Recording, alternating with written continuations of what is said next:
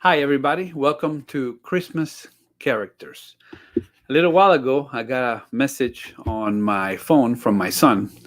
Right now, he is in Germany. He's far away from us. And he texted me. He said, "This is going to be the first Christmas that we are not in the same house." He says that he misses all the Christmas traditions. Of course, it breaks the dad's heart. But I told him, we text you a million times a day, so it's like you're there. We're gonna see him on the 28th because he's traveling to be here with us, but he can't be with us during Christmas. And it just occurred to me to record this message because this season, although it's a celebratory season, it's a season where a lot of people are enjoying maybe a slower pace and have family. There's a lot of people who've lost people who can't see people because of social distancing, who are unable to travel, who are unwilling to travel. And I would guess there's going to be a lot more loneliness this season. So I wanted to just record for the next 5 to 7 minutes some hopeful words that if you're going through right now, some moments where you find yourself feeling lonely, I just want to give you a little bit of encouragement, right? And I'm speaking to myself today because I have my son who's far away from me. Number one, Christmas message number one is nobody's by themselves. Nobody's lonely. Nobody is alone.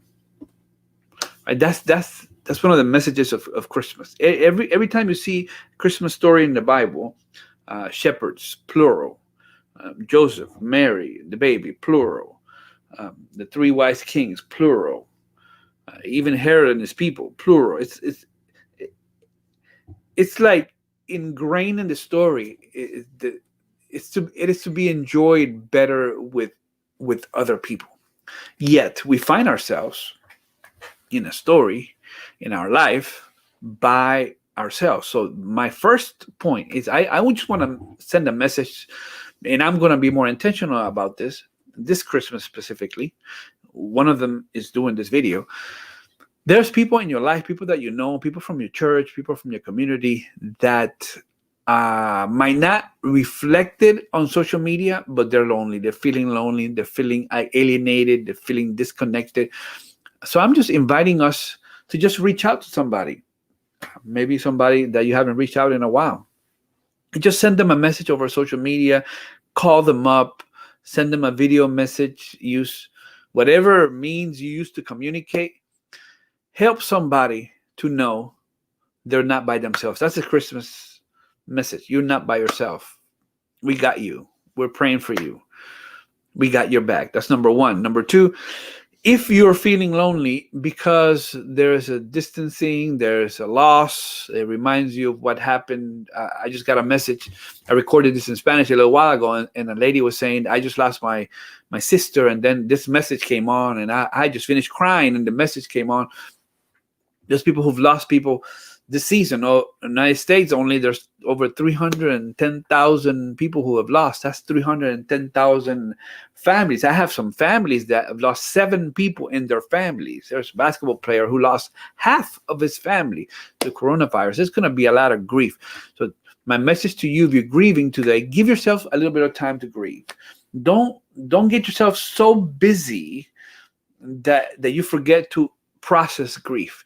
And if you see somebody grieving, don't try to pull them out using strategies that don't work and are not helpful. Like, I don't know why you even crying. You don't have reason to cry. You haven't lost that many people. You only lost one person. They had already an underlying condition.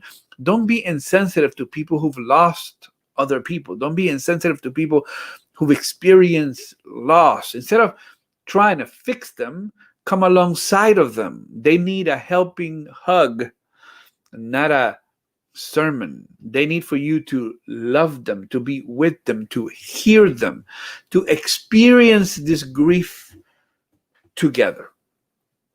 Right? Give yourself time to grieve.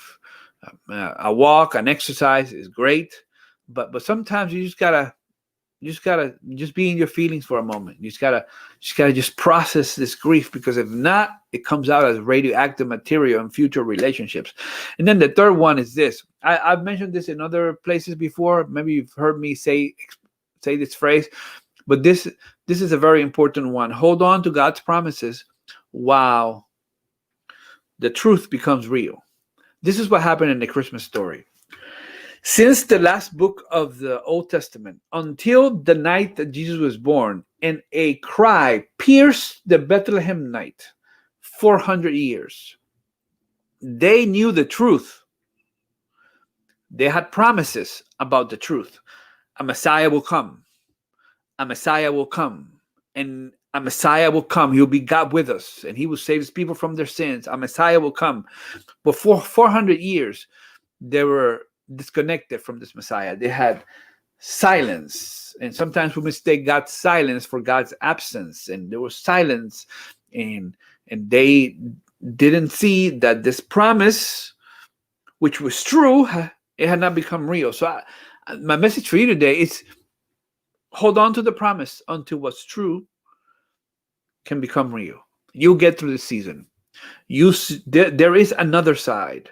There is a different aspect. There is a different reality.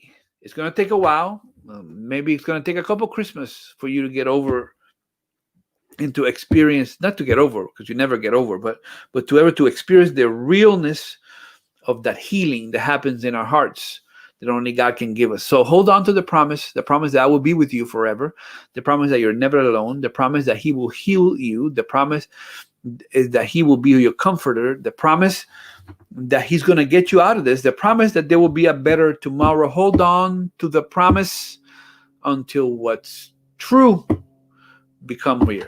If this message was beneficial to you, share it with somebody who you think might be lonely this Christmas. Share some positive content with them. I'm praying for you. And if you feel lonely and want us to pray, us as a family, we are praying specifically for people who would just leave a comment and say, please pray for me.